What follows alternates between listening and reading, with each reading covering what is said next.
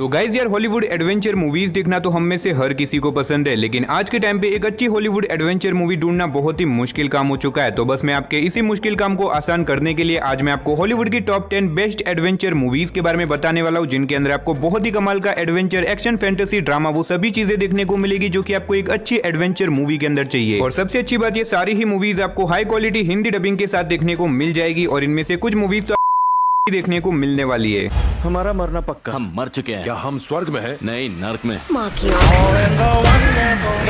Game तो नए सिरे से शुरू हो रही है।